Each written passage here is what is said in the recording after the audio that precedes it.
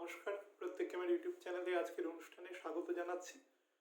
আজকে যে টপিকের উপর আলোচনা করব সেটা হচ্ছে আগামী 9 তারিখ রাত্রিবেলা থেকে প্রায় 12 তারিখ মাঝরাত পর্যন্ত 6টি প্ল্যানেট, মুখ্যত 6টি প্ল্যানেট একসাথে মকর রাশিতে অবস্থান করবে, অর্থাৎ সহাবস্থান হবে 6টা প্ল্যানেটের একসাথে। সেখানে রবি প্ল্যানেট নয়, আগেই জানেন, এবং রবি অলমোস্ট ঘর চেঞ্জের জায়গায় থাকবে। যাই হোক, কিন্তু 6জনের একসাথে একটা কনজাংশন হবে একটা প্ল্যানেটে, তার উপর বহু প্রশ্ন মানুষ করেছে, দীর্ঘদিন ধরে করছে। তো তার উপরে একটা অনুষ্ঠান করব আগে থেকেই ভেবে রেখেছিলাম, তো সেটার উপরে আজকে বলে রাখছি। আপনারা যারা একদম টাইম খুব ভালোভাবে নোট করেন তারা প্লিজ একটু নোট করে রাখুন। চন্দ্র 9 তারিখ, অর্থাৎ আমি আজকে অনুষ্ঠান করছি রাত্রিবেলা, তো চন্দ্র 9 তারিখ, আজকে 6 তারিখ রাত্রিবেলা অনুষ্ঠান করছি। চন্দ্র 9 তারিখ রাত্রি 8টা 31 মিনিটে মকর রাশিতে প্রবেশ করবে। রবি নক্ষত্র আগিয়ে নিয়ে নেবে এবং মকর রাশিতে প্রবেশ করবে।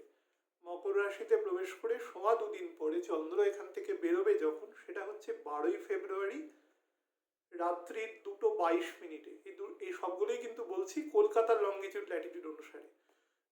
তো এই ঘরে একটা খুব স্বল্প সময় চন্দ্রের অবস্থান থাকবে এবং এই অবস্থানকালে এই ঘরের কি প্রকৃতি হবে এবং সেটা আমাদের ওপরে কতটা প্রভাব বিস্তার করবে খুব সার্বিকভাবে। কোনো নির্দিষ্ট আপনারা যেভাবে আলোচনা করতে বলেন রাশি লগ্ন ধরে, সেভাবে আলোচনা আমি কখনোই করি না, জেনারেলি করি না। সেটাকে বাদ দিয়ে একটা সার্বিক কি অ্যাবস্ট্রাক্ট এফেক্ট দেবে সেটার উপরে আলোচনাটা করব।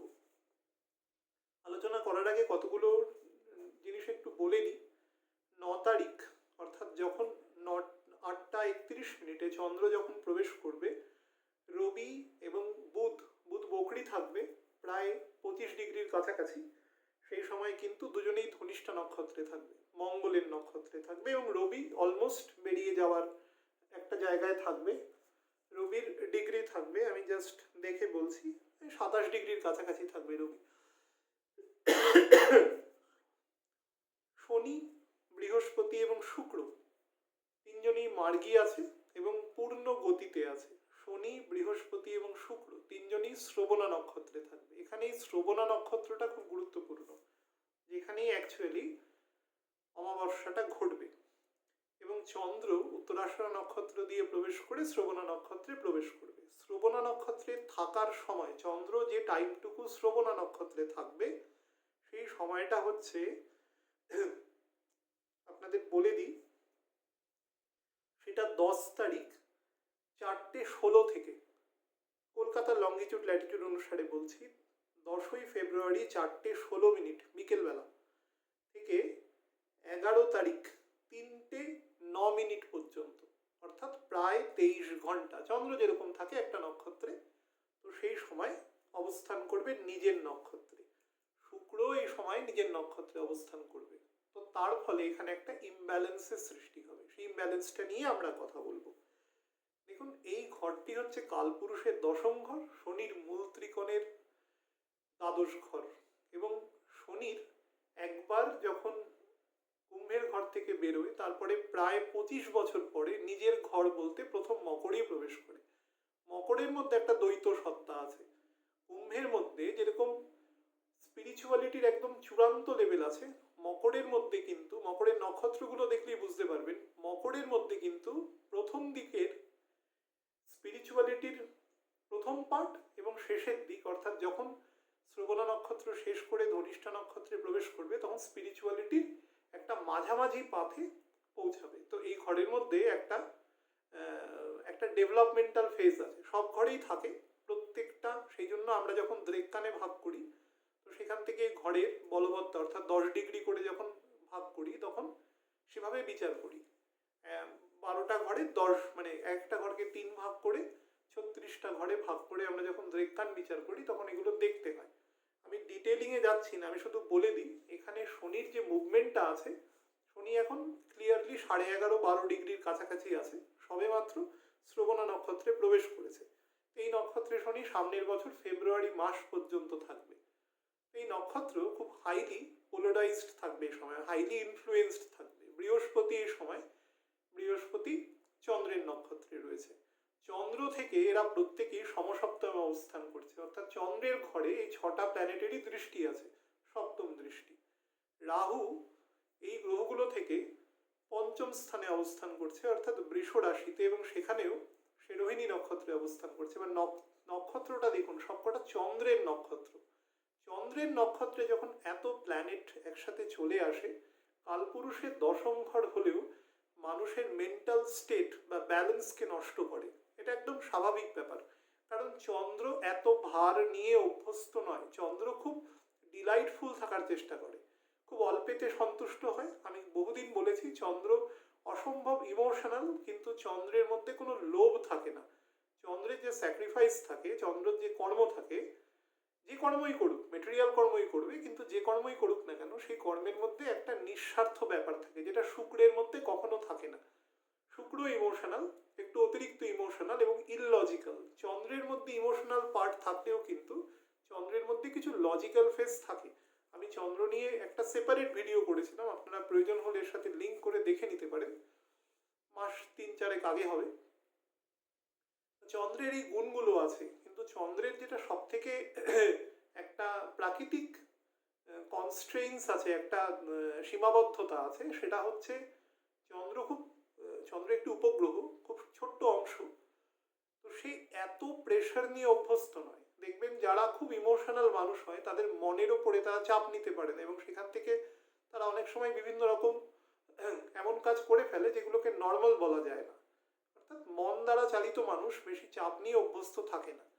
তো কালপুরুষের দশম ঘরে, অর্থাৎ মকরের ঘরে এতগুলো প্ল্যানেট একসাথে অবস্থান করছে, এবং পুরো রাশিচক্রের মধ্যে মেজর প্ল্যানেটস যারা আছে তারা চন্দ্রের নক্ষত্রে অবস্থান করছে।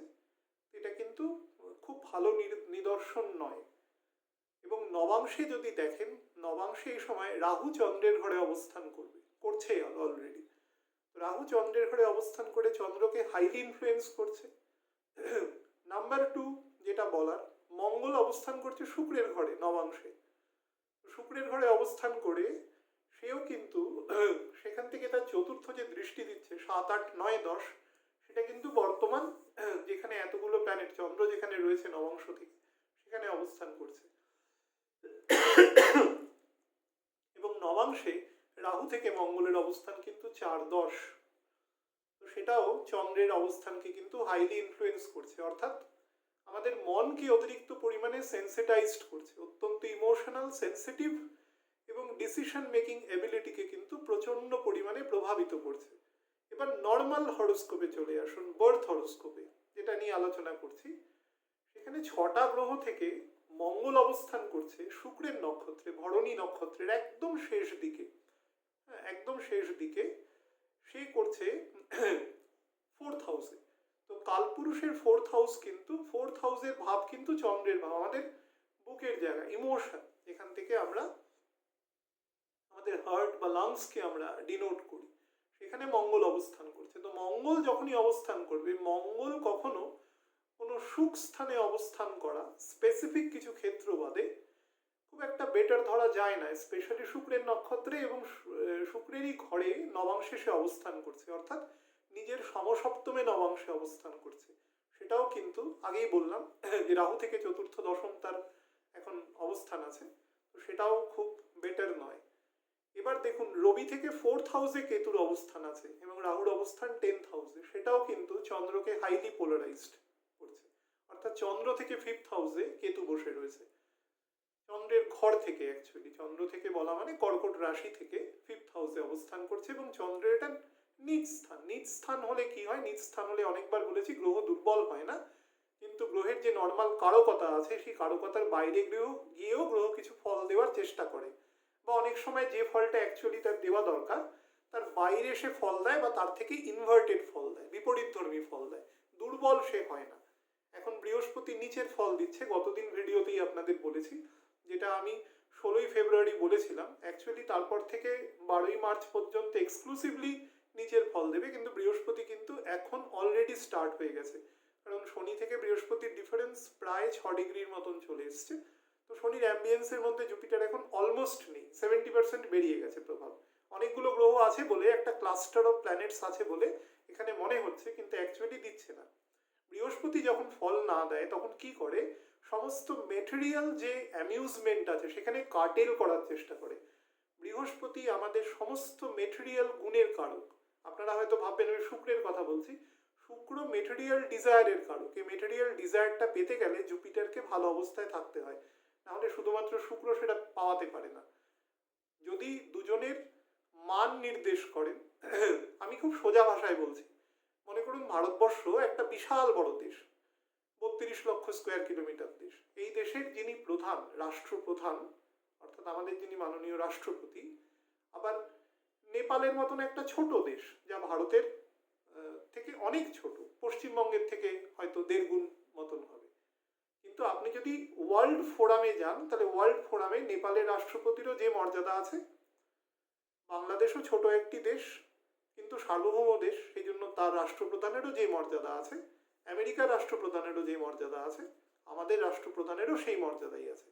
অর্থাৎ ছোট বড় হিসাবে এখানে মর্যাদার কোনো হানি হচ্ছে না। অর্থাৎ একটা আমরা তো এখন কলিযুগ, তো বৃত্ত দিয়ে সবকিছু চিন্তা করি। একটা খুব নিম্নবিত্ত পরিবারের পিতারও যেরকম সম্মান থাকা উচিত, খুব উচ্চবিত্ত পরিবারেরও পিতার সেই সম্মান থাকা উচিত, ইফ দ্যাট পারসন ডিজার্ভস ইট। সেই বলছি, প্রত্যেকেরই সম্মান থাকা উচিত, পিতা মাতা সন্তান সবার। কিন্তু গৃহপতি যিনি, তার ক্ষেত্রে স্পেসিফাইড করে বলছি। কেন বলছি, বৃহস্পতি এবং শুক্র দুজনের ক্ষেত্রেই তার গুণমানটা সমান। অর্থাৎ দুজনের যদি গুণ বিচার করেন, তাহলে শুক্রের গুণ বৃহস্পতির থেকে বেশি আছে। কারণ শুক্র নট অনলি লার্নেড, শুক্রের মধ্যে আর্ট অ্যান্ড কালচারেরও প্রচুর গুণ আছে, প্রচুর গুণ আছে। কিন্তু বৃহস্পতির বাল্ক অ্যামাউন্টের জন্য বৃহস্পতির প্রভাব বেশি। যেরকম যদি আন্তর্জাতিক ফোরামে কোনোদিন কথা হয়, তো এটা আপনারা সবাই বোঝেন, এটা খুব স্বাভাবিক ব্যাপার যে বাংলাদেশের সার্বভৌম দেশ, সম্পূর্ণ তাদের প্রতি শ্রদ্ধা রেখে বলছি, তাদের থেকে আমাদের ডিপ্লোম্যাটিক প্রেশার অনেক বেশি থাকবে। কারণ আমাদের দেশ অনেক বড়, আমাদের দেশের একটা জিওপলিটিক্যাল এবং ইকোনমিক্যাল একটা ইনফ্লুয়েন্স, 130 কোটি লোকের এত বড় ইকোনমি, সুতরাং তার একটা আলাদা প্রেশার থাকে, সেইটার কথা আমি বলছি।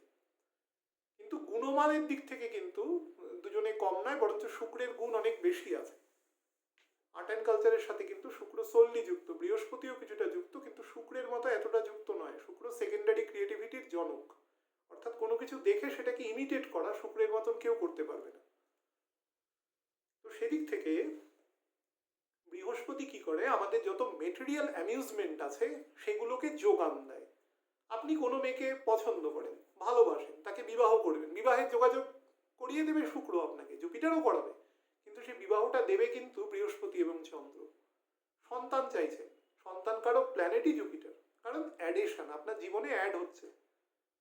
সব প্ল্যানেট সাহায্য করবে, কিন্তু জুপিটার যতক্ষণ not in a favourite position, ততক্ষণ কিন্তু আপনাকে সেই পূর্ণ সুখটা পেতে দেবে না।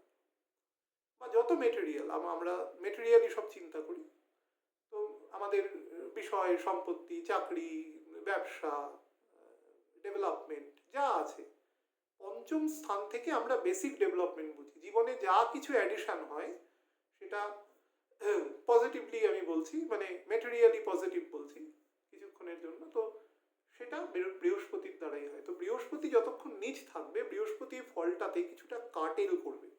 এটা সারা পৃথিবীর জন্যই প্রযোজ্য। কোনো মানুষ একান্তভাবে বা কোনো মানুষ বিশেষ কোনো ছকের কোনো গুণের জন্য হয়তো তার কাছে কিছু প্রপার্টি গেল, সে কিছু জিনিস লাভ করলো, কিন্তু সেটা একদম বিচ্ছিন্ন ঘটনা।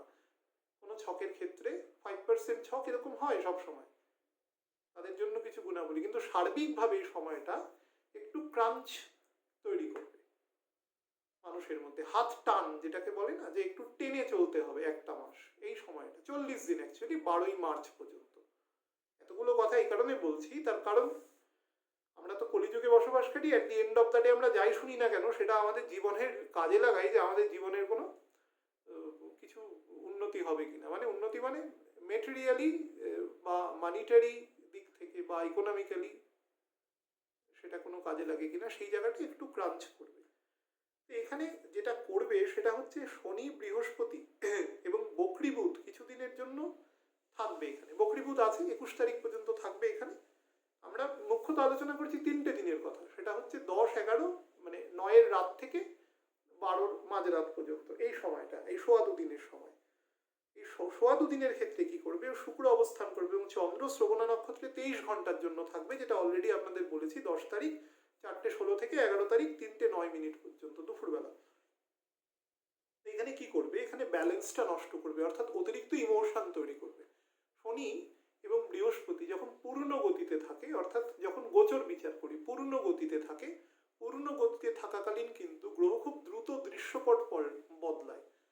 অর্থাৎ হয় না যে সিনেমার কিছু সিন দেখবেন খুব দ্রুত চেঞ্জ হচ্ছে, মানুষের জীবনও তো একটা সিনেমারই মতো, সামাজিক জীবন থেকেই ঘটনাগুলো তৈরি হয় কিছুটা অন্যরকম ফিকটিশিয়াস জিনিস মিশিয়ে, সাহিত্য বলুন যাই বলুন, এখানে দৃশ্যপট খুব দ্রুত চেঞ্জ হবে এই জায়গাটায় যতক্ষণ এই দুজন এক নক্ষত্রে থাকবে এবং শনি এবং বৃহস্পতির ব্যালেন্সকে এরা নষ্ট করবে। তার ফলে নষ্ট এই কারণে করবে কারণ শুক্রের এটা বেসিক প্রভাব, চন্দ্র এবং শুক্রের, চন্দ্র শুক্র যখন দুটি যোগ হয় অর্থাৎ সহাবস্থান বা সমসপ্তম, দুজন এটি সপ্তম দৃষ্টি, মানে অন্তত প্রথম চরণের সপ্তম দৃষ্টি, সহাবস্থান, আবার 27শে ফেব্রুয়ারি একে অপরের সমসপ্তমে থাকবে।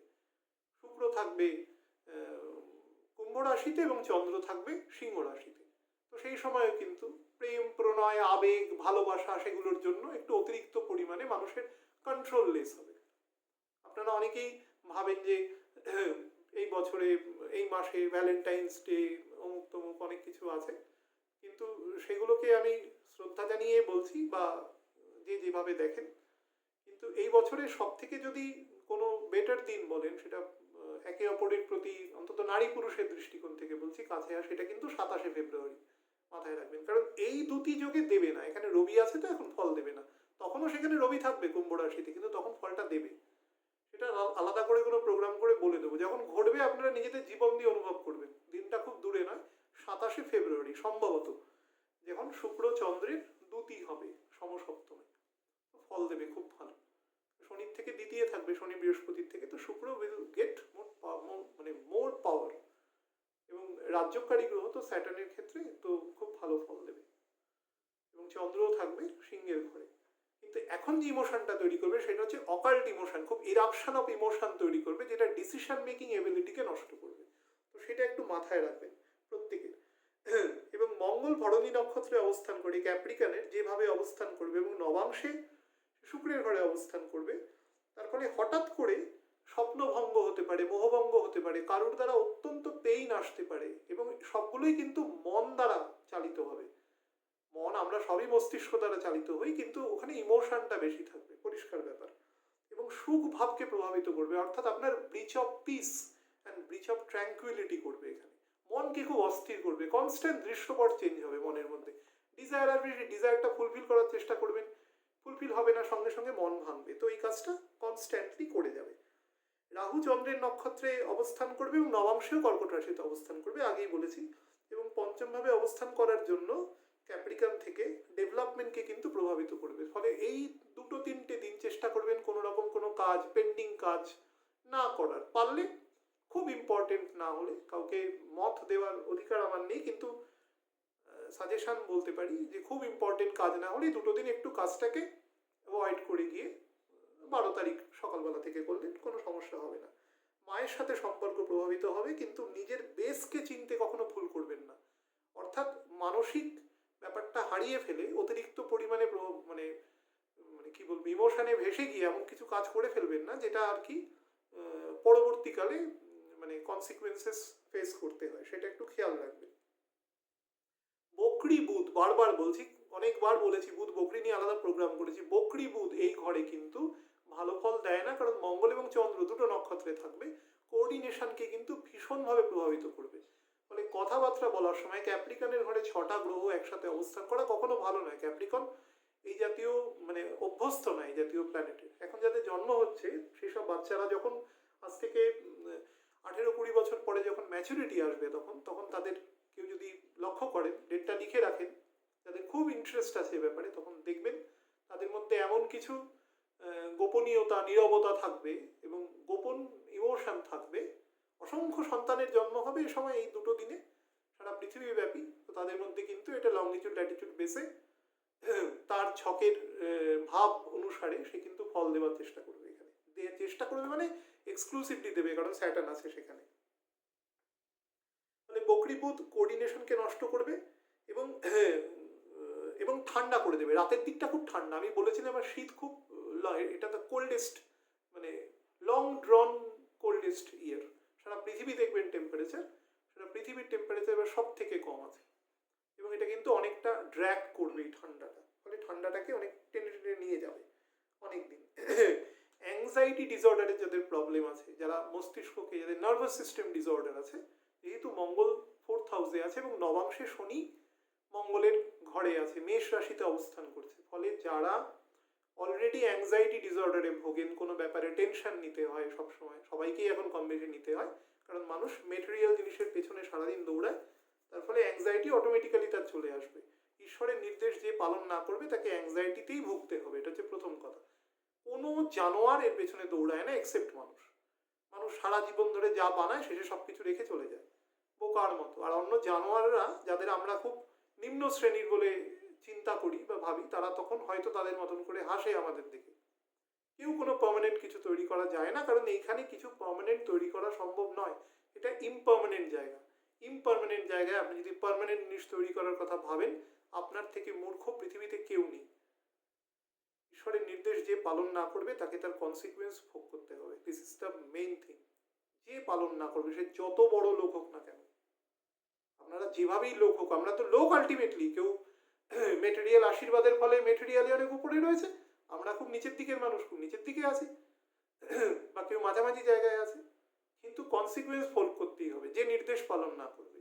ডিসওবিডিয়েন্ট যে হবে তাকে তার মূল্য দিতে হবে, এটা হচ্ছে প্রথম কথা। ডিসওবিডিয়েন্ট কার কাছে? ঈশ্বরের নির্দেশের কাছে, পরিষ্কার ব্যাপার। তো এখানে যে পার্মানেন্টের পেছনে একটা মানুষকে আমি দেখেছি সারা জীবন তার পেট কেটে কেটে সে পয়সা জমিয়ে, সেই পয়সা দিয়ে সে একটা বিরাট বড় বাড়ি বানালো, 5 বছর বাদে মরে গেল। তো কি লাভ হলো? দেখা যাচ্ছে তার ছেলে মেয়ে সেই বাড়ি ভোগ করছে, এবং পিতার যে সারা জীবনের বা মাতার যে সারা জীবনের যে কন্ট্রিবিউশন, তার বোধই তৈরি হয়নি জীবনে।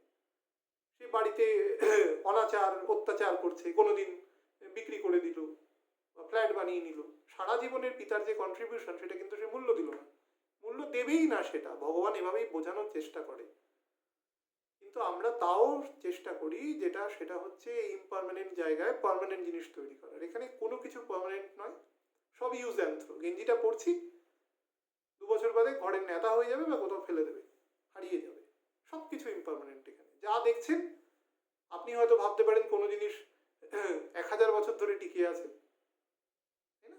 তো তার মানে কি 1000 বছর কালের কাছে কি সময়? কোনো সময় নয়। তো সে কেউ আমাদের সাপেক্ষে একটু বড় হতে পারে। আচ্ছা, চেষ্টা করবেন ভগবানের নাম করে ধ্যান করা। এই সময় কোনো মন্ত্রসিদ্ধ যারা করতে চান, খুব ভালো আছে। অমাবস্যার দিন মন্ত্রসিদ্ধ করার জন্য খুব ভালো। কোনো প্রবাহমান জলের মধ্যে, যারা রাহুর দশায় আছেন, কেতুর দশায় আছেন, রাহু কেতুর পোস্টিং খারাপ আছে ছকে, নবাংশে খারাপ আছে, দ্বাদশাংশে খারাপ আছে, তারা চেষ্টা করবেন কোনো প্রবাহমান জলে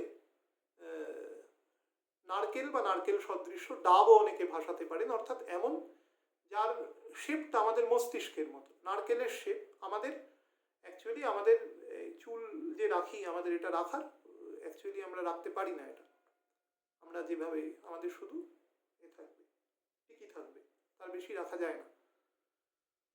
তো এটা শাস্ত্র অনুসারে বলছি।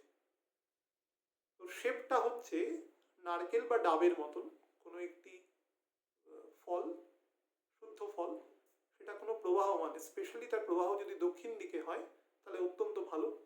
কোনো একটা প্রবাহমান কোনো জলরাশি, জলধারা, সেটা নদী হতে পারে, খাল হতে পারে, কোনো বড় কোনো যদি কিছু না থাকে, কোনো পরিষ্কার যদি ড্রেন হয়, পরিষ্কার ড্রেন তো বলা যায় না, মানে অনেক জায়গায় থাকে দেখবেন অনেক জোরে জল যাচ্ছে, না থাকলে সেখানেই দেবেন, ভগবানের নাম করে দিলে কোনো অসুবিধে নেই।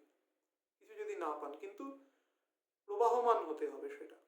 নারকেল বা ডাব, সেটা বিষ্ণু সহস্রনাম পাঠ করতে করতে ভাসাতে পারে, সেটার থেকে কিছুটা হলেও তার এফেক্ট কমতে পারে। কোনো মন্ত্র সিদ্ধ করার জন্য খুব ভালো সময়।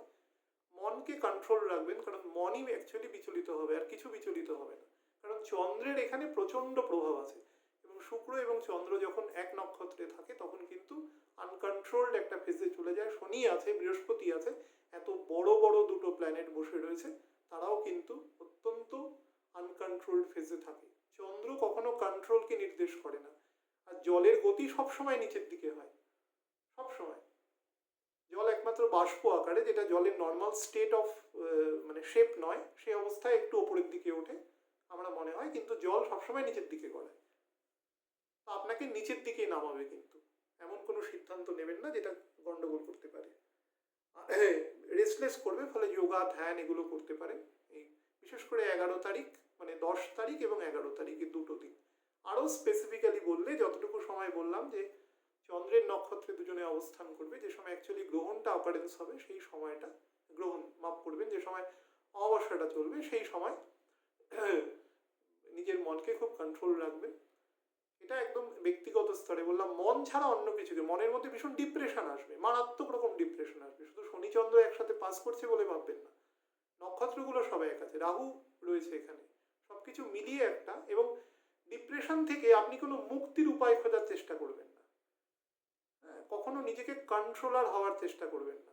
আমাদের প্রবলেমই হয় আমরা নিজেকে কন্ট্রোলার হওয়ার চেষ্টা করি বলে। আমরা সলিউশন করব, আমাদের কন্ট্রোলার হওয়ার পাওয়ার দেয়নি ঈশ্বর, পাওয়ারটা ওনার হাতে আছে। আপনি আপনার কর্মটুকু করুন, করে চুপ করে বসে থাকুন। কন্ট্রোলার ঠিক আপনাকে কন্ট্রোল করে নেবে। তিনি এই সমস্ত মহাবিশ্বের পিতা, তার সন্তানের ভালো সে সবসময় চায়। নিজে চেষ্টা করবেন না সেটা করার। আর একটা জিনিস শুধু বলে দিই, মান্ডেন জ্যোতিষের হিসাবে বলে দিই, আর্থকুইক আসার একটা প্রবাবিলিটি আছে, তবে খুব লো লেভেলে, খুব হাই লেভেলে হবে না। জলের মধ্যেও আর্থকুইক হতে পারে, যেহেতু চন্দ্র ইনভলভড আছে। অ্যাক্সিডেন্টাল প্রোপেন্সিটি হতে পারে, কোনো অ্যাভালাঞ্চ ব্রেকডাউন হতে পারে, কোনো বরফ হঠাৎ করে গলে গিয়ে একটা বিশাল পরিমাণ অ্যাভালাঞ্চ হতে পারে এবং তার দ্বারা ক্ষয়ক্ষতি হতে পারে। এবং ফায়ার, ইলেকট্রিসিটি থেকে ফায়ার আসতে পারে। কিন্তু শুক্রের নক্ষত্রে মঙ্গল আছে এবং নবাংশে শুক্রের ঘরে আছে, আগুন লাগারও প্রবণতা আছে। বাচ্চা ঘরে যাদের আছে, বা বাচ্চা যদি নাও থাকে, প্রিকশনারি মেজার নেবেন যাতে গ্যাস বা এই সমস্ত যেগুলো ইনফ্লামেবল জিনিস আছে সেগুলোকে যতটা সম্ভব দূরে রাখা, অর্থাৎ সতর্কতার সাথে ব্যবহার করা। শীতকাল আছে এখন, বেশি আগুনের ব্যবহার হয় এখন, অনেকে গা হাত পা গরম করে বা যাই হোক, সেটাগুলো থেকে একটু সাবধান রাখবেন। বিশেষ করে বাচ্চাদের, বারবার বলছি, চন্দ্র এবং বুধ আছে, বাচ্চাকে ডিনোট করে, বাচ্চাদের একটু সাবধানে রাখবেন। জলের ধারে যাওয়া, এই সময় যদি কোনো প্রোগ্রাম করেন যে জলের ধারে যাওয়া, সে যান, কিন্তু সাবধানে থাকবেন। বেশি রিস্ক নিয়ে কোনো জল সংক্রান্ত জায়গায় রিস্ক নেবেন না যদি বাচ্চা থাকে সাথে। কারণ পিতামাতার যদি হরোস্কোপে গন্ডগোল থাকে, তাহলে কিন্তু বাচ্চাকে তার কনসিকুয়েন্সেস ফেস করতে হয়। আর বিশেষ কিছু বলার নেই। অ্যাজ এ হোল নিজেকে শান্ত রাখুন, তাহলেই বেটার থাকবে। নিজেকে অশান্ত করবেন না, জাস্ট ঈশ্বরের নাম করুন, সময় কেটে যাবে। এটা পরবর্তী ভিডিওতে চেষ্টা করব। শুক্রের এখানে একটা গোচর নিয়ে বলার ছিল, এখানে অনেকটা বলে দিয়েছি। আপনারা যতটুকু যদি রিড বিটুইন দ্য লাইন্স করতে পারেন দেখে নেবেন, বা পরবর্তী অনুষ্ঠানে যখন গোচর ফল বলবো সেটা বলে দেবো। পারলে একটু শেয়ার করবেন এই ভিডিওটা, কারণ বহু মানুষ দেখতে চেয়েছে। আমি অ্যাজ এ হোল, আমার কোঅর্ডিনেশনে একটা ব্রিচিং চলছে বর্তমানে, ব্যক্তিগত সময়টাও একটু নেগেটিভ আছে, তো সেটা তার ফলে একটু ব্রিচ অফ কোঅর্ডিনেশন হয়ে যাচ্ছে। তো সেই হিসাবে যদি একটু শেয়ার করতে পারেন, আমি হয়তো তাহলে অনেকে দেখতে পারবে, কিছু যদি উপকার হয় আর কি। ভালো থাকবেন প্রত্যেকে।